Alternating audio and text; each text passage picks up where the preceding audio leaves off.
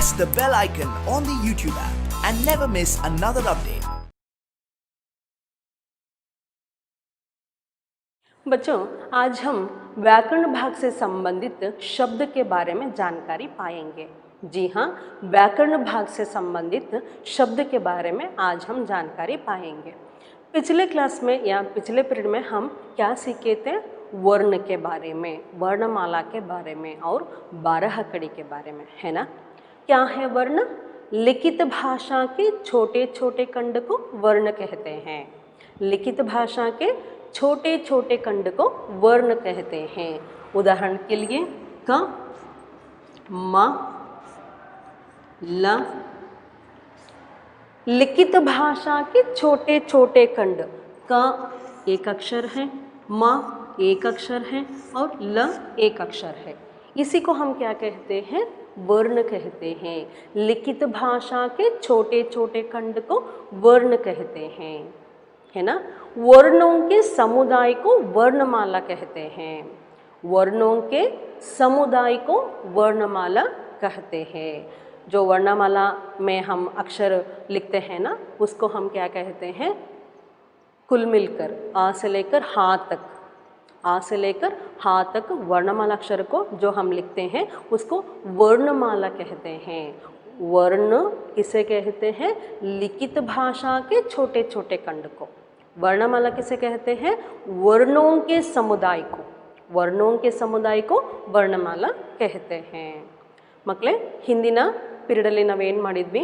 ವರ್ಣಮಾಲೆ ಬಗ್ಗೆ ತಿಳ್ಕೊಂಡಿದ್ವಿ, ವರ್ಣದ ಬಗ್ಗೆ ತಿಳ್ಕೊಂಡಿದ್ವಿ, ಅಂದರೆ ಅಕ್ಷರಗಳ ಬಗ್ಗೆ ತಿಳ್ಕೊಂಡಿದ್ವಿ, ಜೊತೆಗೆ 12 ಕಡಿ ಅಂದರೆ ಕಾಗುಣಿತ ಅಕ್ಷರಗಳ ನಿರ್ಮಾಣ ಹೇಗಾಗುತ್ತೆ ಅನ್ನೋದ್ರ ಬಗ್ಗೆ ಮಾಹಿತಿ ಪಡ್ಕೊಂಡಿದ್ವಿ, ಹೌದಲ್ವಾ. ಇವತ್ತು ನಾವು ವ್ಯಾಕರಣ ಭಾಗಕ್ಕೆ ಸಂಬಂಧಪಟ್ಟಂತಹ ಶಬ್ದದ ಬಗ್ಗೆ ನೋಡೋಣಂತೆ.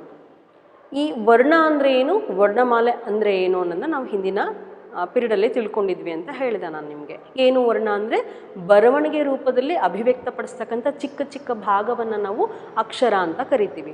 ಲಿಖಿತ ಭಾಷಾಕ್ಕೆ ಛೋಟೆ ಛೋಟೆ ಖಂಡಕ್ಕೂ ವರ್ಣ ಕಹತೆ ಹೇ. ಅಂದರೆ ಬರವಣಿಗೆ ರೂಪದಲ್ಲಿ ಬರೀತಕ್ಕಂಥ ಸಣ್ಣ ಸಣ್ಣ ಅಕ್ಷರಗಳನ್ನು, ಅಂದರೆ ಒಂದು ಚಿಕ್ಕ ಚಿಕ್ಕ ಭಾಗವನ್ನು ನಾವು ಏನಂತ ಕರಿತೀವಿ? ವರ್ಣ ಅಂತೇಳ್ಬಿಟ್ಟು ಕರಿತೀವಿ. ವರ್ಣಮಾಲೆ ಅಂದ್ರೇನು? ಅನಿಂದ ಹಿಡಿದು ಹವರೆಗೂ ಇರ್ತಕ್ಕಂಥ ಒಟ್ಟಾರೆ ಅಕ್ಷರಗಳನ್ನು, ವರ್ಣಮಾಲೆಯಲ್ಲಿ ಬರ್ತಕ್ಕಂಥ ಒಟ್ಟಾರೆ ಅಕ್ಷರಗಳನ್ನು ನಾವೇನಂತೀವಿ? ವರ್ಣಮಾಲೆ ಅಂತೇಳ್ಬಿಟ್ಟು ಕರಿತೀವಿ, ಹೌದಲ್ವಾ. स्वराक्षर किसे कहते हैं? स्वतंत्र रूप से उच्चारित होने वाले अक्षरों को हम स्वराक्षर कहते हैं. ಸ್ವತಂತ್ರ ರೂಪದಲ್ಲಿ ಉಚ್ಚಾರಣೆ ಮಾಡ್ತಕ್ಕಂಥ ಅಕ್ಷರಗಳನ್ನು ನಾವೇನಂತ ಕರಿತೀವಿ? ಸ್ವರಾಕ್ಷರಗಳು ಅಂತ ಹೇಳ್ಬಿಟ್ಟು ಕರಿತೀವಿ. आपको मालूम है कि 12 कड़ी का निर्माण हम कैसे करते हैं?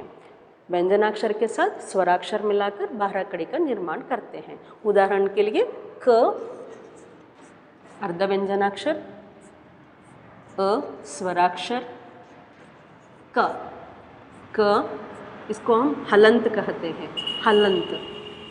आ, का, क, ई, की, क, ई, की. इस तरह हम लिखते जाते हैं.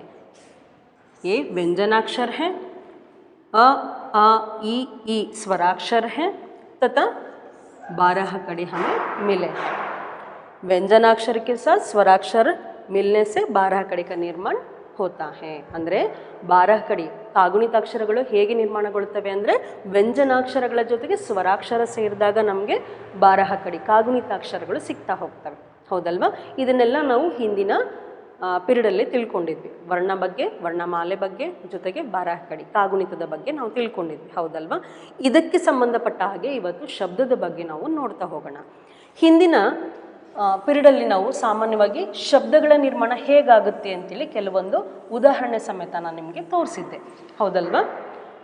वर्णमाला के कुछ अक्षरों को लेकर तथा 12 कड़ी से कुछ अक्षरों को लेकर शब्द का निर्माण करके तथा उसके अर्थ को मैं आपको समझा चुकी हूँ. उदाहरण के लिए वर्णमाला में फ और ला, फल है ना, फ ल फल.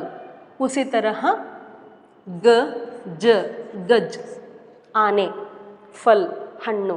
ಈ ರೀತಿ ಅಕ್ಷರಗಳು ನಮಗಲ್ಲಿ ಸಿಗ್ತಾ ಹೋಯಿತು, ಹೌದಲ್ವಾ? ವರ್ಣಮಾಲೆಯಲ್ಲಿರ್ತಕ್ಕಂಥ ಅಕ್ಷರಗಳನ್ನು ತಗೊಂಡು ಶಬ್ದಗಳನ್ನು ನಾವು ಮಾಡ್ಕೊಂಡಿದ್ವಿ.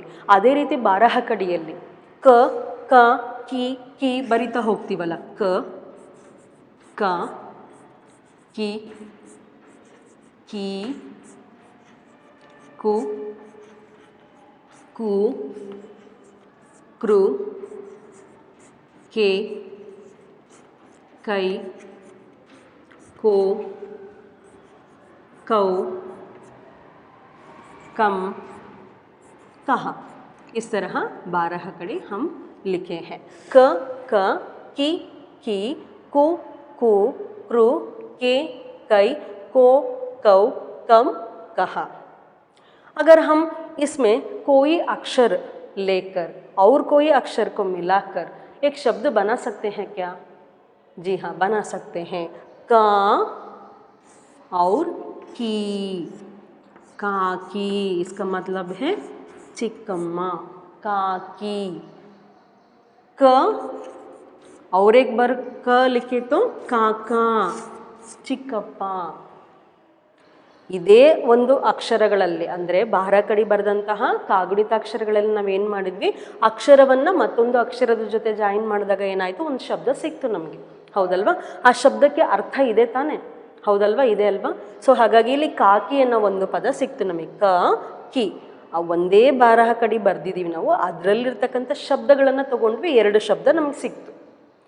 ಕಾಕಿ ಕ ಅಂತೇಳಿ ಸಿಕ್ತು. ಹಾಗಾದರೆ ಹೀಗೆ ನಾವು ಕದಿಂದ ಹವರೆಗೂ ಟೋಟಲಿಯಾಗಿ ಒಟ್ಟಾರೆಯಾಗಿ ಬಾರಹ ಕಡಿ ನಿರ್ಮಾಣ ಮಾಡಿದಾಗ ಅಥವಾ ಕಾಗುಣಿತಾಕ್ಷರಗಳನ್ನು ಬರೆದಾಗ ಅಲ್ಲೂ ಕೂಡ ಸಾಕಷ್ಟು ಶಬ್ದಗಳು ನಮಗೆ ಸಿಗ್ತಾ ಹೋಗುತ್ತೆ. ಹೌದಲ್ವಾ? ಸೊ ಹಾಗಾದರೆ ಶಬ್ದಕ್ಕೆ ಸಂಬಂಧಪಟ್ಟ ಹಾಗೆ ಇವತ್ತಿನ ಪಾಠವನ್ನು ನೋಡ್ತಾ ಹೋಗೋಣ.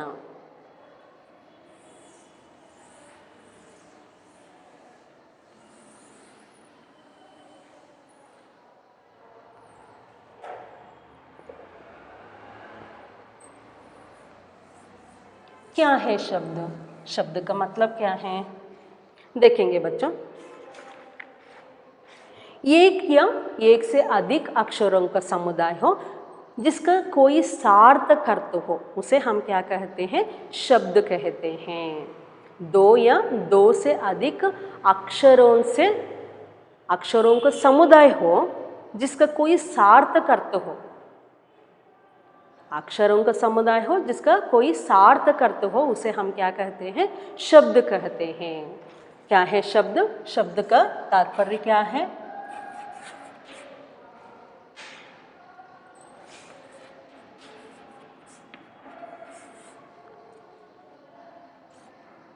एक या एक से अधिक, एक या एक से अधिक अक्षरों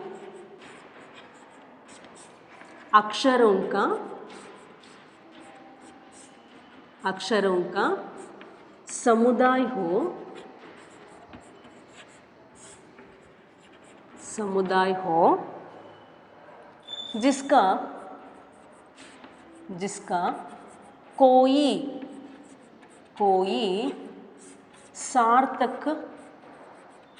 कोई सार्थक अर्थ हो, उसे शब्द कहते हैं.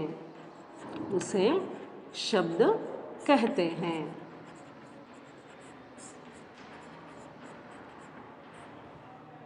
उदाहरण के लिए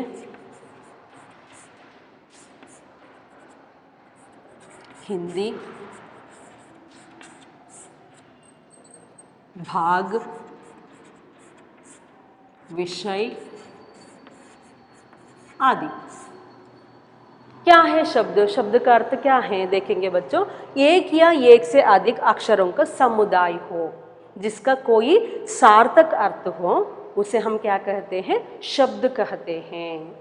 एक या एक से अधिक, 2 या 2 से अधिक, एक या एक से अधिक अक्षरों का समुदाय हो जिसका कोई सार्थक अर्थ हो, उसे हम क्या कहते हैं? शब्द कहते हैं. ಏನಿದ್ರ ಅರ್ಥ ಅಂದರೆ ಒಂದು ಅಕ್ಷರ ಇರ್ಬೋದು ಅಥವಾ ಒಂದಕ್ಕಿಂತ ಹೆಚ್ಚಾಗಿರ್ತಕ್ಕಂಥ ಅಕ್ಷರಗಳ ಗುಂಪು. ಸಮುದಾಯ ಅಂದರೆ ಗುಂಪು, ಸಮೂಹ. ಆ ಅಕ್ಷರಗಳ ಸಮುದಾಯದಿಂದ ಒಂದು ಸಾರ್ಥಕ ಅರ್ಥ ಹೊರಹೊಮ್ಮಿದ್ರೆ ಮಾತ್ರ ಅದನ್ನು ನಾವು ಶಬ್ದ ಅಂತ ಹೇಳ್ಬಿಟ್ಟು ಕರಿತೀವಿ. ಅರ್ಥ ಆಗ್ತಿದೆ ಅಲ್ವಾ? ಒಂದು ಅಥವಾ ಒಂದಕ್ಕಿಂತ ಹೆಚ್ಚಾಗಿರ್ತಕ್ಕಂಥ ಅಕ್ಷರಗಳ ಸಮೂಹ, ಅದರಿಂದ ಸಾರ್ಥಕ ಅರ್ಥ ಹೊರಹೊಮ್ಮಬೇಕು.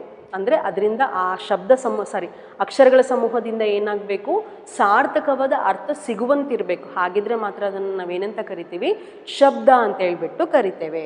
ಉದಾಹರಣೆಗೆ ಹಿಂದಿ, ಭಾಗ್, ವಿಷಯ್, जो कुछ भी हम बात करते हैं ना, सब शब्द को एक अर्थ है, सभी शब्द को एक एक अर्थ है, इसलिए उसे हम क्या कहते हैं, शब्द कहते हैं. शब्द शब्द जोड़कर वाक्य बन जाता है, शब्द शब्द जोड़कर वाक्य बन जाता है. वर्णों के समुदाय को हम वर्णमाला कहते हैं, है ना? वर्णों के समुदाय को हम वर्णमाला कहते हैं. उसी तरह एक एक अक्षर जोड़कर कोई सार्थक अर्थ, कोई भी सार्थक अर्थ हो तो उसे हम क्या कहते हैं, शब्द कहते हैं. ಒಂದಿರ್ಬೋದು ಅಥವಾ ಒಂದಕ್ಕಿಂತ ಹೆಚ್ಚಾಗಿರ್ತಕ್ಕಂಥ ಅಕ್ಷರಗಳ ಗುಂಪಿನಿಂದ, ಅಕ್ಷರಗಳ ಸಮೂಹದಿಂದ ಸಾರ್ಥಕವಾದ ಅರ್ಥ ಹೊರಹೊಮ್ಮಿದ್ರೆ ಅದನ್ನು ಶಬ್ದ ಅಂತೇಳ್ಬಿಟ್ಟು ಕರಿತೀವಿ. ಈಗ ನಾನು ಏನೇನು ಹೇಳ್ತಾ ಇದ್ದೀನೋ ಅದರಲ್ಲೆಲ್ಲ ಶಬ್ದಗಳ ಜೊತೆಗೆ ಬರ್ತಾ ಇದೆ, ಹೌದಲ್ವಾ? ಒಂದು ಶಬ್ದ ಸೇರಿಬಿಟ್ಟು ವಾಕ್ಯ ರಚನೆ ಆಗ್ತಾ ಇದೆ, ಹೌದಲ್ವಾ? ಸೊ ಹಾಗಾದರೆ ಆ ಶಬ್ದಗಳಿಗೆಲ್ಲ ಏನಿರಬೇಕು, ಅರ್ಥ ಇರಬೇಕು, ಸಾರ್ಥಕ ಅರ್ಥ ಇರಬೇಕು. ಆವಾಗ ಮಾತ್ರ ಅದನ್ನು ನಾವು ಶಬ್ದ ಅಂತ ಹೇಳ್ಬಿಟ್ಟು ಕರಿತೀವಿ. ಅರ್ಥ ಆಗ್ತಿದೆ ಅಲ್ಲ ಮಕ್ಕಳೇ? ಉದಾಹರಣೆಗೆ ಹಿಂದಿ ಅನ್ನೋದು ಒಂದು ಭಾಷೆ, ಹೌದಾ? ಭಾಗ್ ಅಂದರೆ ಭಾಗ. ಇಲ್ಲಿ ನಾವು ಅಕ್ಷರಗಳನ್ನು ಜೋಡಣೆ ಮಾಡಿದ್ದೀವಿ, ಹಿ, ನ, ದಿ. ಸೊ ಹಿಂದಿ ಅಂತ ಹಾಕಿದಾಗ ಅದರಿಂದ ಸರಿಯಾದ ಅರ್ಥ ಹೊರಹೊಮ್ಮಬೇಕು, ಸಾರ್ಥಕವಾದ ಅರ್ಥ ನಮಗೆ ಸಿಗಬೇಕು. ಅದೇ ರೀತಿ भाग है ना, हिंदी, भाग, विषय, इस तरह अर्थ होना चाहिए. इसी को हम क्या कहते हैं, शब्द कहते हैं. ಸರಿಯಾದ ಅರ್ಥ ಹೊರಹೊಮ್ಮಿದ್ರೆ ಮಾತ್ರ ಅದನ್ನು ನಾವೇನಂತ ಕರಿತೀವಿ, ಶಬ್ದ ಅಂತ ಹೇಳ್ಬಿಟ್ಟು ಕರಿತೀವಿ. शब्द में दो प्रकार है, विकारी शब्द और अविकारी शब्द.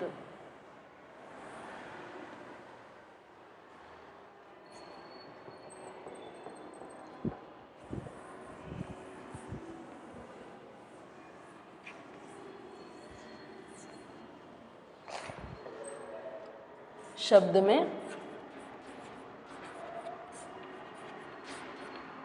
दो प्रकार हैं,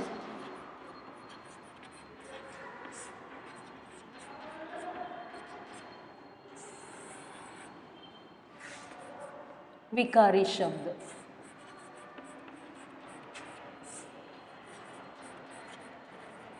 विकारी शब्द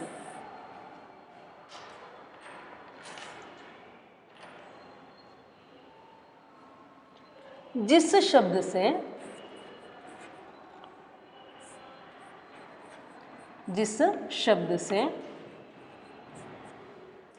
लिंग, वचन, कारक आदि में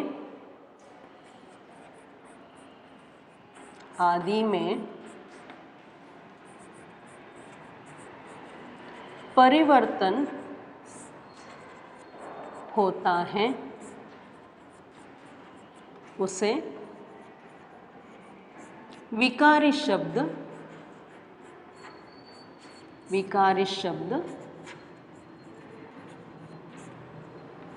कहते हैं.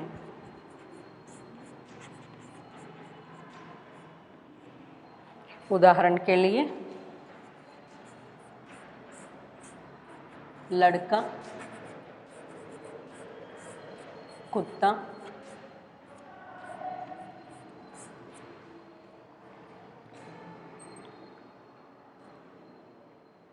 लड़की आदि. यहाँ पर देखिए बच्चों, शब्द में दो प्रकार हैं. उसमें पहला है विकारी शब्द. विकारी शब्द जिस शब्द से लिंग, वचन, कारक आदि में परिवर्तन होता है उसे विकारी शब्द कहते हैं. जिस शब्द से लिंग, वचन, कारक आदि में परिवर्तन होता है उसे क्या कहते हैं, विकारी शब्द कहते हैं. उदाहरण के लिए लड़का, कुत्ता, लड़की. ಏನು ವಿಕಾರಿ ಶಬ್ದ ಅಂದರೆ ಯಾವ ಶಬ್ದ ಲಿಂಗ ಇರ್ಬೋದು, ವಚನ ಇರ್ಬೋದು ಅಥವಾ ಕಾರಕ್ಕಿರ್ಬೋದು, ಇವುಗಳಲ್ಲಿ ಬದಲಾವಣೆ ಹೊಂದಿದರೆ ಆ ಶಬ್ದಗಳನ್ನು ನಾವು ವಿಕಾರಿ ಶಬ್ದ ಅಂತ ಹೇಳ್ಬಿಟ್ಟು ಕರಿತೀವಿ. ಇನ್ನೊಮ್ಮೆ ಹೇಳ್ತಿದ್ದೀನಿ, ಯಾವ ಶಬ್ದ ಲಿಂಗ ಇರ್ಬೋದು, ವಚನ ಇರ್ಬೋದು ಅಥವಾ ಕಾರಕ್ನಲ್ಲಾದರೂ ಇರ್ಬೋದು, ಬದಲಾವಣೆ ಹೊಂದಿದರೆ ಆ ಶಬ್ದ, ಅದನ್ನು ನಾವೇನಂತ ಕರಿತೀವಿ, ವಿಕಾರಿ ಶಬ್ದ ಅಂತ ಹೇಳ್ಬಿಟ್ಟು ಕರಿತೀವಿ. जिस शब्द से लिंग वचन कारक आदि में परिवर्तन होता है उसे विकारी शब्द कहते हैं. उदाहरण के लिए लड़का, कुत्ता, लड़की. कैसे देखेंगे? लड़का, अगर हम इस शब्द को लड़का, इस शब्द को अन्य वचन रूप में लिखे तो लड़के, है ना. उसी तरह लड़का इस शब्द को अन्य लिंग में लिखे तो लड़की, है ना.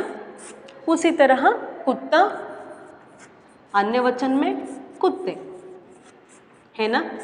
उसी तरह लड़की अन्य वचन में लड़का, अन्य लिंग में लड़का, तथा लड़की अन्य वचन में लड़कियां, अन्य वचन में लड़कियां, है ना. इस तरह हम देख सकते हैं एक शब्द वचन में और लिंग में बदल चुके हैं. इसे हम क्या कहते हैं? विकारी शब्द कहते हैं. ಯಾವ ಒಂದು ಶಬ್ದ ಲಿಂಗ ಇರ್ಬೋದು, ವಚನ ಇರ್ಬೋದು, ಕಾರಕ್ಕಿರ್ಬೋದು, ಅದರಲ್ಲಿ ಬದಲಾವಣೆ ಹೊಂದುತ್ತೆ ಅಂದರೆ ಆ ಶಬ್ದ ಏನು ಹಾಗಾದರೆ ವಿಕಾರಿ ಶಬ್ದ ಅಂತ ಹೇಳಿಬಿಟ್ಟು ನಾವು ಹೇಳ್ಬೋದು. ಈಗ ನಿಮಗೆ ವಚನ ಮತ್ತು ಲಿಂಗ ಈ ಟಾಪಿಕ್ ಆಗಿದೆ, ನೀವು ಅಲ್ಲಿರ್ತಕ್ಕಂಥ ಶಬ್ದಗಳನ್ನು ನೋಡಿದಾಗ ಗೊತ್ತಾಗುತ್ತೆ ಏಕವಚನದಲ್ಲಿ, ಬಹುವಚನದಲ್ಲಿ ಅದು ಬದಲಾವಣೆ ಹೊಂದುತ್ತಾ ಹೋಗಿದೆ, ಮತ್ತು ಸ್ತ್ರೀಲಿಂಗ ಪುಲ್ಲಿಂಗದಲ್ಲೂ ಕೂಡ ಬದಲಾವಣೆ ಹೊಂದುತ್ತಾ ಹೋಗಿದೆ. ಸೊ ಹಾಗಾದರೆ ಆ ಶಬ್ದಗಳನ್ನ ನಾವು ಯಾವುದಕ್ಕೆ ಹಾಕ್ಬೋದು? ವಿಕಾರಿ ಶಬ್ದಕ್ಕೆ ಹಾಕ್ಬೋದು. ಲಿಂಗದಲ್ಲಾದರೂ ಬದಲಾವಣೆ ಆಗ್ಬೋದು, ವಚನದಲ್ಲಾದರೂ ಬದಲಾವಣೆ ಆಗ್ಬೋದು, ಅಥವಾ ಕಾರಕ್ನಲ್ಲಾದರೂ ಬದಲಾವಣೆ ಆಗ್ಬೋದು. ಏನು ಕಾರಕ ಅಂದರೆ ವಿಭಕ್ತಿ ಪ್ರತ್ಯಯಗಳು, ಏನು ವಿಭಕ್ತಿ ಪ್ರತ್ಯಯಗಳು ಅಲ್ಲೂ ಕೂಡ ಬದಲಾವಣೆ ಹೊಂದಿದರೆ ಅದನ್ನು ನಾವೇನಂತ ಕರಿತೀವಿ? ವಿಕಾರಿ ಶಬ್ದ ಅಂತ ಹೇಳ್ಬಿಟ್ಟು ಕರಿತೀವಿ. ವಿಕಾರಿ ಶಬ್ದ ಮೇ ದೇखेंगे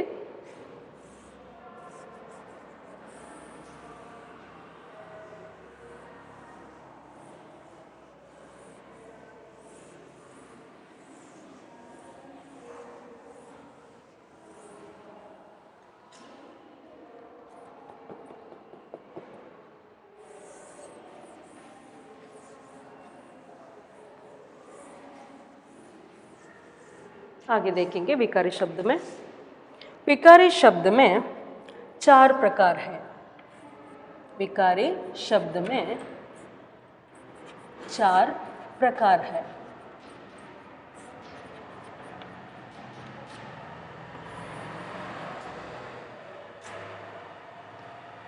संज्ञा, सर्वनाम, विशेषण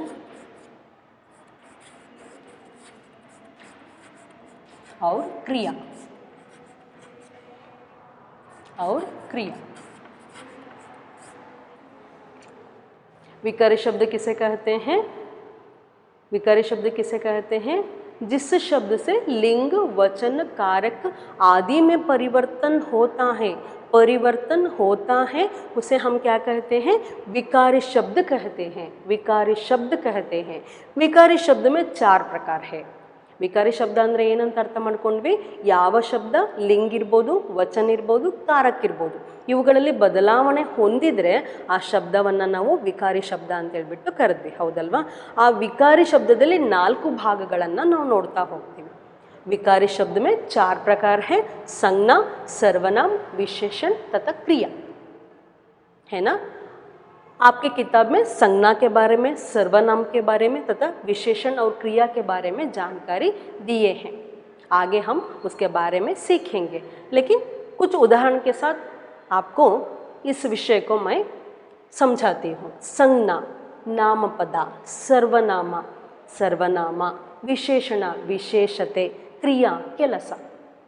संज्ञा, संज्ञा किसे कहते हैं? किसी व्यक्ति, वस्तु, स्थान तथा भाव के नाम को संज्ञा कहते हैं. ಯಾವುದಾದರೂ ವ್ಯಕ್ತಿ, ವಸ್ತು, ಸ್ಥಳದ ಬಗ್ಗೆ ಹೆಸರನ್ನು ಸೂಚಿಸಿದರೆ ಅದನ್ನು ನಾಮಪದ ಅಂತ ಹೇಳ್ಬಿಟ್ಟು ಕರಿತೀವಿ. ಹೆಸರಲ್ಲೇ ಇದೆ ನಾಮಪದ. ನಾಮ ಅಂದರೆ ಹೆಸರು, ಹೌದಲ್ವಾ? ಎಲ್ಲರಿಗೂ ಒಂದೊಂದು ಹೆಸರಿದೆ. ಸೊ ಅದು ಯಾವುದ್ರಲ್ಲಿ ಬರುತ್ತೆ? ಸಂಜ್ಞಾ, ನಾಮಪದಲ್ಲಿ ಬರ್ತಾ ಹೋಗುತ್ತೆ. ಇದರಲ್ಲೂ ವಿಧಗಳಿದೆ, ಮುಂದೆ ನಾವು ಇದ್ರ ಬಗ್ಗೆ ತಿಳ್ಕೊಳ್ತಾ ಹೋಗೋಣ. ಈಗ ನಿಮಗೆ ಸ್ವಲ್ಪ ವಿಷಯ ತಿಳಿಸ್ತಾ ಇದ್ದೀನಿ ಅಷ್ಟೇ. ಸಂಜ್ಞಾ ಅಂದರೆ ಏನು? ನಾಮಪದ, ಹೆಸರಿನ ಮೂಲಕ ಸೂಚಿಸೋದು, ಹೌದಲ್ವಾ? ಯಾವುದಾದ್ರೂ ವ್ಯಕ್ತಿ, ವಸ್ತು ಮತ್ತು ಸ್ಥಳದ ಬಗ್ಗೆ ಹೆಸರನ್ನು ಸೂಚಿಸೋದು. ಉದಾಹರಣೆಗೆ ದಾವಣಗೆರೆ, ಹರಿಹರ, ಇದು ಸ್ಥಳದ ಹೆಸರು ಬರ್ತಾ ಹೋಯಿತು. ತಾಜ್ ಮಹಲ್, ಹೀಗೆ ಸ್ಮಾರಕಗಳ ಹೆಸರು ಬರ್ತಾ ಹೋಯಿತು. ಜೊತೆಗೆ ರಮೇಶ, ರಾಧಾ, ಹೀಗೆ ಹೆಸರನ್ನು ಹೇಳ್ತಾ ಹೋಗ್ತೀವಿ. ಸೊ संज्ञा किसे कहते हैं? किसी व्यक्ति, वस्तु, स्थान तथा भाव के नाम को हम संज्ञा कहते हैं. ಹಾಗಾದರೆ ಯಾವುದಾದ್ರೂ ವ್ಯಕ್ತಿ, ವಸ್ತು, ಸ್ಥಳದ ಬಗ್ಗೆ ಭಾವನೆಗಳ ಶಬ್ದಗಳನ್ನು ನಾವು ಹೇಳ್ತಾ ಹೋದರೆ ಅದನ್ನು ನಾಮಪದ ಅಂತ ಹೇಳ್ಬಿಟ್ಟು ಕರಿತೀವಿ. ಸೊ ಈ ನಾಮಪದ ಅನ್ನೋದು ಯಾವುದ್ರಲ್ಲಿ ಬರುತ್ತೆ? ವಿಕಾರಿ ಶಬ್ದದಲ್ಲಿ ಬರ್ತಕ್ಕಂತಹ ಮೊದಲನೇ ಭಾಗ. तथा सर्वनाम, संज्ञा के बदले उपयोग करने वाले शब्दों को या प्रयोग करने वाले शब्दों को सर्वनाम कहते हैं. ನಾಮಪದದ ಬದಲಿಗೆ ಉಪಯೋಗಿಸಲ್ಪಡೋದು ಸರ್ವನಾಮ. ನಾಮಪದದ ಬದಲಿಗೆ ಉಪಯೋಗಿಸಲ್ಪಡೋದು ಸರ್ವನಾಮ. उदाहरण के लिए मैं, हम, तू, तुम, इस तरह हम जो शब्द का इस्तेमाल करते हैं सर्वनाम में आते हैं. ನಾನು, ನೀವು, ತಾವು, ಅವರು, ಇವರು, ಈ ಪದಗಳನ್ನು ಏನು ತಗೊಳ್ತೀವಲ್ಲ ಅದು ಸರ್ವನಾಮಲ್ಲಿ ಬರುತ್ತೆ. ಅಂದರೆ ಯಾವಾಗಲೂ ನಾವು ಹೆಸರಿನ ಮೂಲಕನೇ ಸೂಚಿಸಿ ಹೇಳ್ತಾ ಇರೋಕ್ಕಾಗಲ್ಲ. ಒಮ್ಮೆ ಆ ಹೆಸರನ್ನು ತಗೋಬೋದು, ತದನಂತರ ಏನು ಮಾಡ್ತೀವಿ? ಅವರು, ಇವರು, ಅದು, ಇದು, ಹೌದಲ್ವಾ? ಈ ರೀತಿ ಪದಗಳನ್ನು ಬಳಕೆ ಮಾಡ್ತೀವಿ. ಅದನ್ನು ಸರ್ವನಾಮ ಅಂತ ಹೇಳಿಬಿಟ್ಟು ಕರಿತೀವಿ. ಆಯಿತಾ? ಇನ್ನು ವಿಶೇಷಣ ಅಂತ ತಗೊಂಡ್ರೆ ಈ ನಾಮಪದ ಮತ್ತು ಸರ್ವನಾಮ, संज्ञा और सर्वनाम में जो विशेषता रहते हैं उसको हम विशेषण कहते हैं. आगे इसके बारे में आप सीख सकते हैं. तथा क्रिया, क्रिया का मतलब है काम करना. इस तरह विकारी शब्द में 4 भाग हैं: संज्ञा, सर्वनाम, विशेषण, क्रिया. आपके किताब में इसके बारे में विस्तृत रूप में जानकारी दिए हैं. इसके बारे में हम अगले एपिसोड में या अगले क्लास में देखेंगे. संज्ञा, सर्वनाम, विशेषण, क्रिया, विकारी शब्द में 4 भाग है. आगे देखेंगे बच्चों. दूसरा है अविकारी शब्द.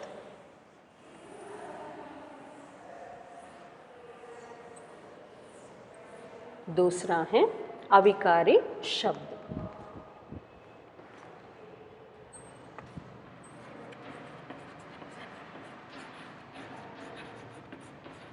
अविकारी शब्द,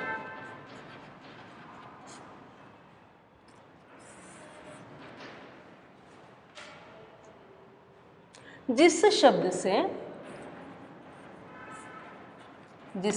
शब्द से लिंग, वचन, कारक आदि में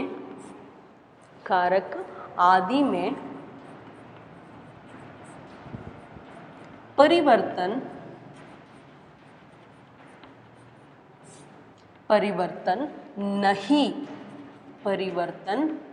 नहीं होते हैं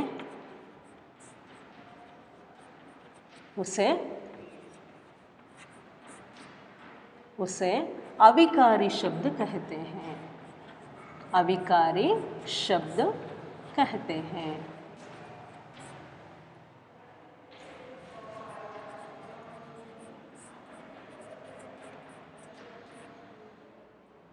उदाहरण के लिए पानी, धीरे, तेज, नहीं, अभी, तक,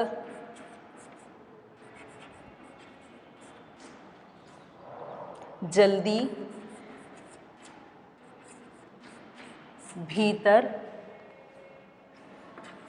भीतर, बाहर, और, पर,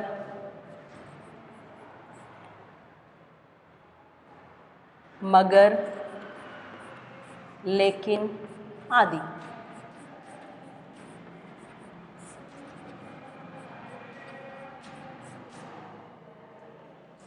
अविकारी शब्द में 4 प्रकार हैं।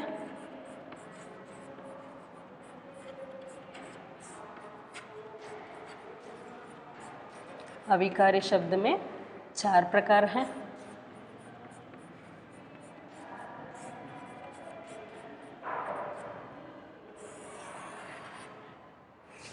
क्रिया विशेषण,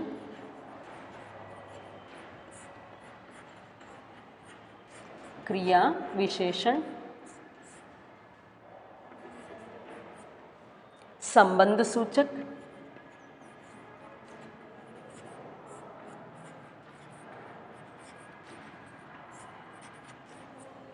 समुच्चय बोधक,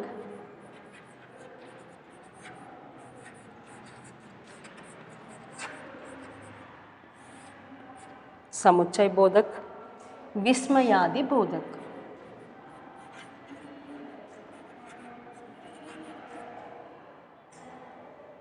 विस्मयादि बोधक।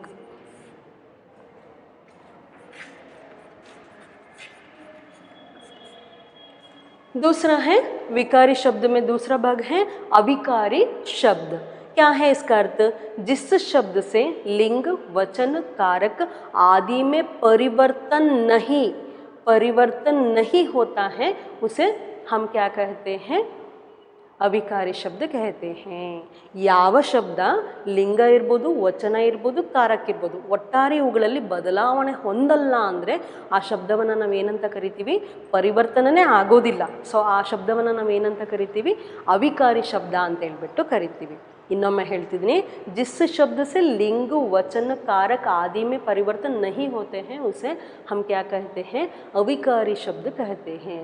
ಯಾವ ಶಬ್ದ ಲಿಂಗ ಇರ್ಬೋದು, ವಚನ ಇರ್ಬೋದು, ಕಾರಕ ಇರ್ಬೋದು, ಒಟ್ಟಾರೆ ಬದಲಾವಣೆ ಹೊಂದದಿಲ್ವಲ್ಲ ಅದನ್ನು ಏನಂತ ಕರಿತೀವಿ? ಆ ಶಬ್ದವನ್ನು ಅವಿಕಾರಿ ಶಬ್ದ ಅಂತ ಹೇಳ್ಬಿಟ್ಟು ಕರಿತೀವಿ।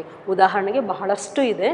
ಪಾನಿ, ಧೀರೆ, तेज, नहीं, अभी, तक, जल्दी, भीतर, बाहर, और, पर, मगर, लेकिन आदि। इन सभी शब्दों को हम लिंग, वचन और कारक में बदलाव नहीं देख सकते, इसलिए पानी, धीरे ये सब उदाहरण किस लिए हैं? अविकारी शब्द के लिए हैं। ಈ ಶಬ್ದಗಳನ್ನು ಏನು ಉದಾಹರಣೆಯಾಗಿ ನಾವು ತಗೊಂಡಿದ್ದೀವಲ್ಲ, ಈ ಶಬ್ದಗಳು ಲಿಂಗ ಇರ್ಬೋದು, ವಚನ ಇರ್ಬೋದು, ಕಾರಕ ಇರ್ಬೋದು, ಅವುಗಳಲ್ಲಿ ಬದಲಾವಣೆ ಹೊಂದೋದೇ ಇಲ್ಲ, ಹಾಗೇ ಉಳಿತಕ್ಕಂಥ ಶಬ್ದಗಳಿವು। ಹಾಗಾಗಿ ಇದನ್ನು ಅವಿಕಾರಿ ಶಬ್ದಗಳು ಅಂತ ಹೇಳ್ಬಿಟ್ಟು ನಾವು ಇದನ್ನು ಕರಿತೀವಿ। ಏನಂತ ಕರಿತೀವಿ? ಅವಿಕಾರಿ ಶಬ್ದಗಳು ಅಂತ। ಪಾನಿ ಅದು ಹೇಗಿದೆ ಹಾಗೇ ಉಳಿಯುತ್ತೆ, ಲಿಂಗದಲ್ಲಿ ಬದಲಾವಣೆ ಆಗಲ್ಲ, ವಚನಲ್ಲೂ ಬದಲಾವಣೆ ಆಗಲ್ಲ, ಮತ್ತು ಕಾರಕನಲ್ಲೂ ಕೂಡ ಬದಲಾವಣೆ ಆಗಲ್ಲ। ಪಾನಿ, ಮುಜೆ ಪಾನಿ ಚಾಹಿಯೇ, ಇಲ್ಲಿ ಮುಜೆ ಅನ್ನೋರು ನಾನು, ಮುಜೆ ಅದು ಸ್ತ್ರೀಲಿಂಗ ಶಬ್ದ ಇರ್ಬೋದು, ಪುಲ್ಲಿಂಗ ಶಬ್ದ ಇರ್ಬೋದು, ಒಟ್ಟಾರೆ ಮುಜೆ ಪಾನಿ ಚಾಹಿಯೇ, ನನಗೆ ನೀರು ಬೇಕು। ಸೊ ಅಲ್ಲಿ ಯಾವುದೇ ಬದಲಾವಣೆ ಆಗದೆ ಪಾನಿ ಅನ್ನೋದನ್ನ ನಾವು ಏನು ಮಾಡ್ತೀವಿ? ಅದೇ ರೀತಿ ಶಬ್ದವನ್ನು ಉಪಯೋಗಿಸ್ತೀವಿ। ವ ಧೀರೆ ಧೀರೆ ಚಲ್ತಾ ಹೇ, ವ ಧೀರೆ ಧೀರೆ ಚಲ್ತಾ ಹೇ, ಅವನು ನಿಧಾನವಾಗಿ ಹೋಗುತ್ತಾನೆ। ಸೊ ಧೀರೆ ಧೀರೆ ಅನ್ನೋ ಪದ ಹಾಗೆ ಉಳಿತಲ್ಲ, ಪುಲ್ಲಿಂಗ ಶಬ್ದ ಇರಲಿ, ಸ್ತ್ರೀಲಿಂಗ ಶಬ್ದ ಇರಲಿ। ಅರ್ಥ ಆಗ್ತಿದೆಯಲ್ಲ? ವೇ ಧೀರೆ ಧೀರೆ ಚಲ್ತೆ ಹೈ, ಅವರು ನಿಧಾನವಾಗಿ ಹೋಗುತ್ತಾರೆ। ಒಬ್ಬ ವ್ಯಕ್ತಿನ ತಗೊಂಡು ಹೇಳಿದ್ರು ಧೀರೆ ಅನ್ನೋ ಪದ ಹಾಗೆ ಉಳಿತು, ಬಹುವಚನ ಕ್ರಿಯೆ ಹಾಕಿ ಹೇಳಿದ್ರು ಧೀರೆ ಅನ್ನೋ ಪದ ಹಾಗೆ ಉಳಿತು। ಸೊ ಅದರಲ್ಲಿ ಬದಲಾವಣೆಗಳು ಕಂಡು ಬರಲ್ಲ। ತೇಜ್, ಘೋಡಾ ತೇಜ್ ದೌಡ್ತಾ ಹೈ, ಘೋಡೆ ತೇಜ್ ದೌಡ್ತೆ ಹೈ, ಕುದುರೆ ವೇಗವಾಗಿ ಓಡುತ್ತದೆ, ಕುದುರೆಗಳು ವೇಗವಾಗಿ ಓಡುತ್ತವೆ, ಆ ರೀತಿ ಹೇಳಿದರೂ ತೇಜನ ಪದ ಹಾಗೆ ಉಳಿಯುತ್ತೆ। ಸೊ ಈ ರೀತಿಯ ಶಬ್ದಗಳನ್ನು ಲಿಂಗ ಇರ್ಬೋದು, ವಚನ ಇರ್ಬೋದು, ಕಾರಕ ಇರ್ಬೋದು, ಒಟ್ಟಾರೆ ಯಾವುದರಲ್ಲೂ ಈ ಶಬ್ದಗಳು ಬದಲಾವಣೆ ಹೊಂದಲ್ಲ, ಹಾಗಾಗಿ ಈ ಶಬ್ದಗಳನ್ನು ಅವಿಕಾರಿ ಶಬ್ದಗಳು ಅಂತ ಹೇಳ್ಬಿಟ್ಟು ಕರಿತೀವಿ। अविकारी शब्द में 4 प्रकार है, क्रिया विशेषण, संबंध सूचक, समुच्चय बोधक और विस्मयादि बोधक। ಇದರಲ್ಲಿ 4 ಪ್ರಕಾರಗಳನ್ನು ನಾವು ನೋಡ್ಬೋದು। ಕ್ರಿಯಾ ವಿಶೇಷಣ ಅಂದರೆ ಕ್ರಿಯೆಯಲ್ಲಿ ವಿಶೇಷತೆ ಏನಿದೆ ಅದ್ರ ಬಗ್ಗೆ ಮಾಹಿತಿ ಕೊಡುತ್ತೆ ಇದು। ಸಂಬಂಧ ಸೂಚಕ, ನಾವು ಕಾರಕ ವಿಭಕ್ತಿ ಪ್ರತ್ಯಯಗಳಲ್ಲಿ ನೋಡ್ತೀವಿ ಸಂಬಂಧ ಸೂಚಕಗಳನ್ನ, ಕ, ಕೆ, ಕಿ, ಎಲ್ಲಿ ಬಳಕೆ ಮಾಡಬೇಕು, ಯಾವಾಗ ಬಳಕೆ ಮಾಡಬೇಕು, का का प्रयोग और के का प्रयोग तथा की का प्रयोग हम कब करना है, कहाँ पर करना है, उसके बारे में संबंध सूचक में हम जानकारी पाएंगे। तथा समुच्चय बोधक, समुच्चय बोधक में भी हम जानकारी पाएंगे और विस्मयादि बोधक। यहाँ पर हम देखें तो वाक्यांश में वाक्यों के साथ जो बदलाव आता है उसको हम समुच्चय बोधक में देख सकते हैं। ವಾಕ್ಯಾಂಶಗಳಲ್ಲಿ ವಾಕ್ಯದ ಜೊತೆಗೆ ಏನು ಬದಲಾವಣೆ ಆಗುತ್ತೆ ಅದನ್ನು ಸಮುಚ್ಚಯ ಬೋಧಕದಲ್ಲಿ ನಾವು ನೋಡ್ತಾ ಹೋಗ್ಬೋದು. ಹಾಗೆ ವಿಸ್ಮಯಾದಿ ಬೋಧಕ, ವಿಸ್ಮಯ ಯಾನಿ ಆಶ್ಚರ್ಯ, ವಿಸ್ಮಯಾದಿ ಬೋಧಕ ಆಶ್ಚರ್ಯಕರ ಸಂಗತಿಗಳು ಬಂದಾಗ ನಾವು ಅದನ್ನು ವಿಸ್ಮಯಾದಿ ಬೋಧಕವನ್ನು ತಗೊಳ್ತೀವಿ. ಹೇ, ಓ, ರೇ ಈ ರೀತಿ ಪದಗಳನ್ನು ನಾವು ಬಳಕೆ ಮಾಡ್ತಾ ಹೋಗ್ತೀವಿ. ಅರ್ಥ ಆಗ್ತಿದೆ? ಹೇ ಬಚ್ಚೋ, ಶೋರ್ ಮತ್ ಕರೋ ಈ ರೀತಿ ಹೇಳಿದಾಗ ಅಲ್ಲಿ ಆಶ್ಚರ್ಯಕರ ಚಿಹ್ನೆ ಬರುತ್ತೆ. ಸೊ ಅದನ್ನು ವಿಸ್ಮಯಾದಿ ಬೋಧಕ ಅಂತ ಹೇಳ್ಬಿಟ್ಟು ಕರಿತೀವಿ. ಸೊ ಹಾಗಾದರೆ ಒಟ್ಟಾರೆ ಶಬ್ದ ಅಂದರೆ ಏನು ಅಂತ ಅರ್ಥ ಮಾಡ್ಕೊಂಡ್ರಿ, ಶಬ್ದದಲ್ಲಿರ್ತಕ್ಕಂಥ 2 ವಿಧಗಳು ಯಾವ ಅಂತ ಅರ್ಥ ಮಾಡ್ಕೊಂಡ್ವಿ, ಹೌದಲ್ವಾ? ಶಬ್ದ ಅಂದರೆ ಏನು? एक या एक से अधिक अक्षरों का समुदाय हो जिसका कोई सार्थक अर्थ हो उसे शब्द कहते हैं. ಒಂದು ಅಥವಾ ಎರಡಕ್ಕಿಂತ ಹೆಚ್ಚಾಗಿರ್ತಕ್ಕಂಥ ಅಕ್ಷರಗಳ ಗುಂಪು. ನೀವು ಅನ್ಕೋಬಹುದು ಏಕ್ ಅಂತ ಯಾಕೆ ಹೇಳ್ತಿದ್ದಾರೆ ಇಲ್ಲಿಯವರಂತ. ಜಾ, आ, इसका मतलब क्या है? जा, जाना, आ, आना. ಜಾ ಅಂದರೆ ಹೋಗು, ಆ ಅಂದರೆ ಬಾ. ಸೊ ಇಲ್ಲಿ ಒಂದೇ ಶಬ್ದ ಆಯ್ತು ಇದು ಒಂದು ಅರ್ಥದಲ್ಲಿ, ಹೌದಲ್ವಾ? ಹಾಗಾಗಿ ಏಕ್ ಯಾ ಏಕ್ ಸೆ ಅಧಿಕ ಅಕ್ಷರೋं का समुदाय हो जिसका कोई सार्थक अर्थ हो उसे हम क्या कहते हैं? ಶಬ್ದ कहते हैं. ಒಂದು ಅಥವಾ ಒಂದಕ್ಕಿಂತ ಹೆಚ್ಚಾಗಿರ್ತಕ್ಕಂಥ ಅಕ್ಷರಗಳ ಗುಂಪು, ಅವುಗಳಿಂದ ಸಾರ್ಥಕವಾದ ಅರ್ಥ ಹೊರಹೊಮ್ಮಿದ್ರೆ ಅದನ್ನು ನಾವು ಏನಂತ ಕರಿತೀವಿ? ಶಬ್ದ ಅಂತ ಹೇಳ್ಬಿಟ್ಟು ಕರಿತೀವಿ, ಹೌದಲ್ವಾ? ಶಬ್ದದಲ್ಲಿ 2 ಪ್ರಕಾರ ಇದೆ. शब्द में 2 प्रकार है, एक विकारी शब्द और अविकारी शब्द. विकारी शब्द का मतलब क्या है? जिस शब्द से लिंग, वचन, कारक आदि में परिवर्तन होता है उसे विकारी शब्द कहते हैं. उदाहरण के लिए लड़का, कुत्ता, कपड़ा आदि. ಯಾವುದು ವಿಕಾರಿ ಶಬ್ದ ಅಂದರೆ ಯಾವ ಶಬ್ದ ಲಿಂಗ ಇರ್ಬೋದು, ವಚನ ಇರ್ಬೋದು, ಕಾರಕ ಇರ್ಬೋದು, ಇವುಗಳಲ್ಲಿ ಬದಲಾವಣೆ ಹೊಂದಿದರೆ ಅದನ್ನು ವಿಕಾರಿ ಶಬ್ದ ಅಂತ ಹೇಳ್ಬಿಟ್ಟು ಕರಿತೀವಿ. ಉದಾಹರಣೆಗೆ ಲಡ್ಕ, ಲಡ್ಕಿ, ಕುತ್ತ, ಕಪಡ ಆದಿ. ಇನ್ನು ಎರಡನೇದು ಯಾವುದು ಅಂತ ನೋಡೋದಾದರೆ दूसरा है अविकारी शब्द. क्या है अविकारी शब्द? जिस शब्द से लिंग, वचन, कारक आदि में परिवर्तन नहीं होता है, परिवर्तन नहीं होता है उसे हम क्या कहते हैं? ಅವಿಕಾರಿ ಶಬ್ದ कहते हैं. ಯಾವ ಶಬ್ದ ಲಿಂಗ ಇರ್ಬೋದು, ವಚನ ಇರ್ಬೋದು, ಕಾರಕ ಇರ್ಬೋದು, ಇವುಗಳಲ್ಲಿ ಒಟ್ಟಾರೆ ಬದಲಾವಣೆ ಹೊಂದೋದಿಲ್ವಲ್ಲ ಅದನ್ನು ಅವಿಕಾರಿ ಶಬ್ದ ಅಂತ ಹೇಳ್ಬಿಟ್ಟು ಕರಿತೀವಿ. ಉದಾಹರಣೆಗೆ ಪಾನಿ, ಧೀರೆ, ತೇಜ್, ನಹಿ ಆದಿ. ಒಟ್ಟಾರೆ ಅದು ಬದಲಾವಣೆಯನ್ನು ಹೊಂದೋದಿಲ್ಲ ಅನ್ನೋದಕ್ಕೆ ನಾನು ಉದಾಹರಣೆಯನ್ನು ಕೂಡ ಕೊಟ್ಟು ಹೇಳಿದೆ. ಇನ್ನು अविकारी शब्द में 4 प्रकार है, क्रिया विशेषण, संबंध सूचक, समुच्चय बोधक और विस्मयादि बोधक. ಈ ರೀತಿಯಾಗಿ ನಾವು ಶಬ್ದವನ್ನು ನೋಡ್ತೀವಿ. ಶಬ್ದದಲ್ಲಿರ್ತಕ್ಕಂಥ 2 ಪ್ರಕಾರಗಳನ್ನು ನೋಡ್ತೀವಿ. आगे हम संज्ञा के बारे में जानकारी पाएंगे. आगे हम संज्ञा के बारे में जानकारी पाएंगे. अच्छा बच्चों, धन्यवाद.